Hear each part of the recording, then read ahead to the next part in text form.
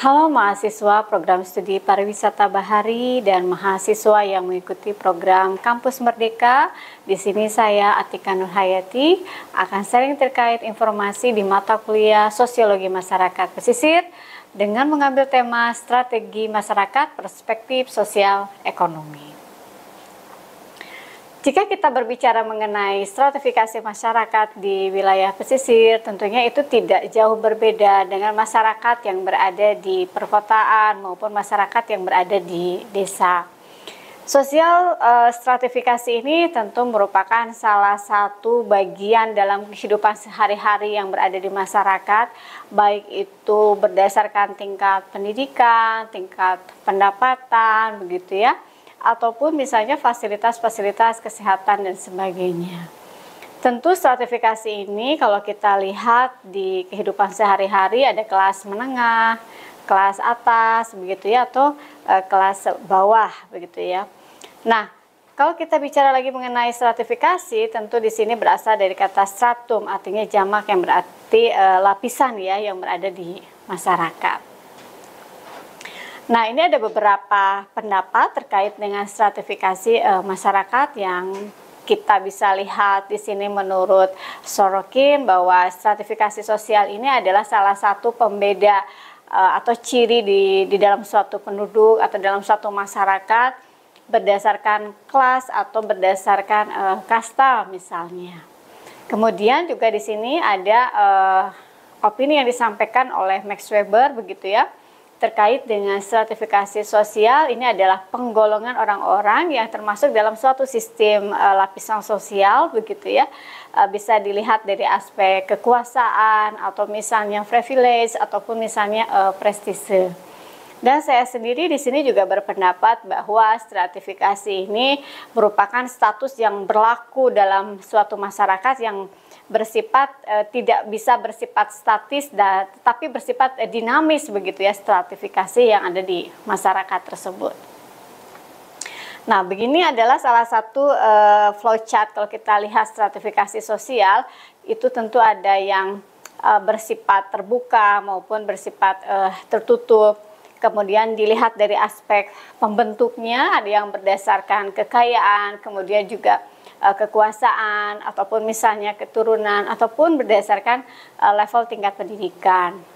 Ini misalnya saja berdasarkan kekayaan, kalau kita lihat di sini ada middle class, atau misalnya lower class, atau misalnya upper class gitu ya. Kemudian kalau berdasarkan keturunan, apalagi di masa zaman dahulu kala kita sebagai bagian dari negara yang bentuk sistem pemerintahannya zaman dulu itu adalah kerajaan begitu ya. Tentu di sini berdasarkan keturunan ya, apakah itu kaum bangsawan atau rakyat biasa, itu juga ada. Kemudian di sini kalau stratifikasi sosial, kalau kita lihat begitu ya, ada yang bersifat vertikal dan horizontal tentunya. Ada yang berdasarkan tadi ya ilmu pengetahuan, kalau berdasarkan level pendidikan, kemudian juga bisa berdasarkan kekuasaan. Nah, unsur-unsur dalam stratifikasi sosial tentu di sini ada yang dinamakan status dan peran gitu ya. Kalau status tentu di sini adalah posisi seseorang gitu ya dalam suatu kelompok sosial.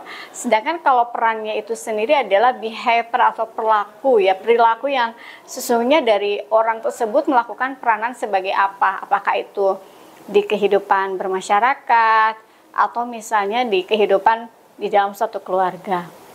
Nah, tentu di sini kalau kita lihat lagi di dalam situs-situs stratifikasi sosial ini ada yang disebut dengan status kelahirannya begitu ya. Kemudian juga ada norma yang mengikat dalam masyarakat. Kemudian juga ada beberapa perilaku individu yang terus mengalami perkembangan yang sangat dinamis begitu.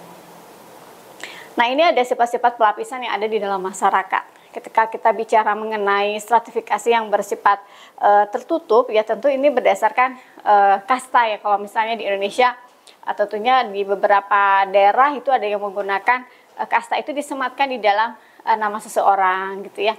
Kemudian juga ada stratifikasi yang sifatnya terbuka ya. Tentu ini biasanya terjadi karena perubahan tingkat pendidikan misalnya, atau tingkat pendapatan misalnya begitu ya, dan tentu ada di sini stratifikasi campuran dari terbuka dan tertutup itu sendiri. Nah, wujud dari stratifikasi sosial ekonomi khususnya bagi masyarakat pesisir, tentu di sini ada yang dikategorikan golongan miskin, golongan kaya, atau golongan sangat kaya.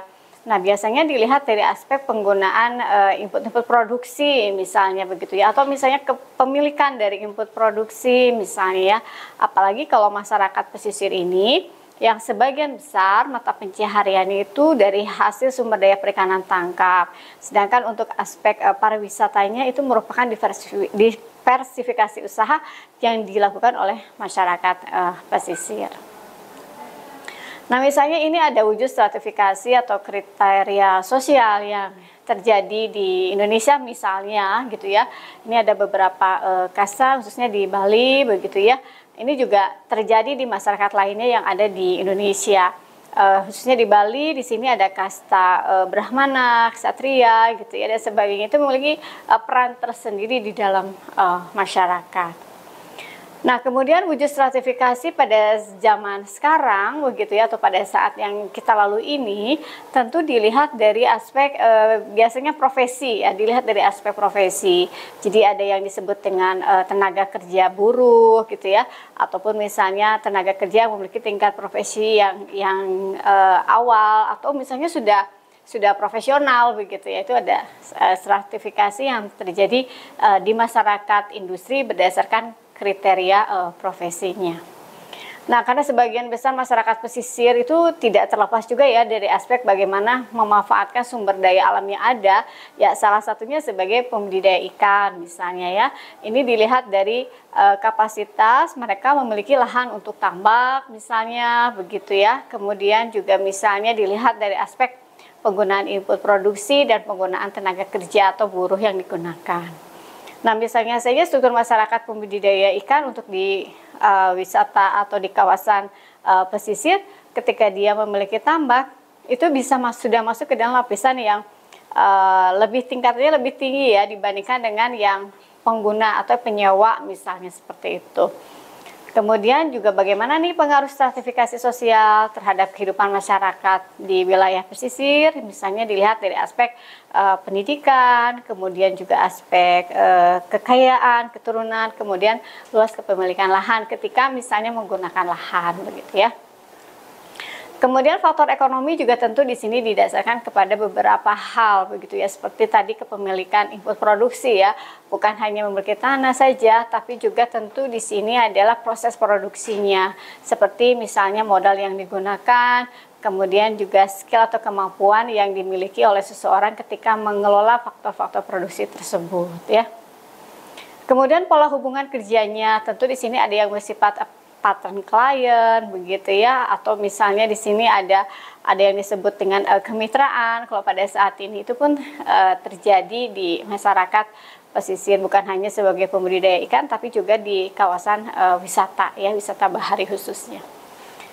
Nah, kemudian sistem kelembagaan juga tentu ini berhubungan dengan beberapa faktor pembentuknya ya, seperti misalnya ketika menggunakan sistem bagi hasil dari hasil budidaya ikan, dari hasil penangkapan ikan, atau dari hasil jasa wisata bahari misalnya begitu tuh, ada yang disebut dengan sistem bagi hasil antara pemilik kemudian dengan tenaga kerja yang digunakan gitu ya.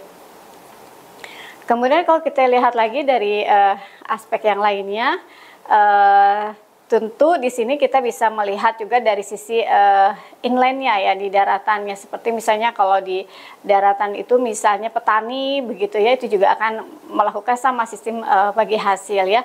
Di samping sebagai nelayan mungkin juga terjadi ya, masyarakat pesisir ini berprofesi bisa sebagai petani, bisa sebagai pembudidaya, bisa sebagai nelayan, atau bisa sebagai jasa yang memasarkan produk wisata bahari.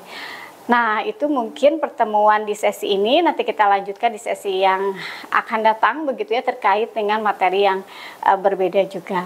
Terima kasih atas perhatiannya, sampai ketemu di sesi yang lainnya. Salam sukses selalu.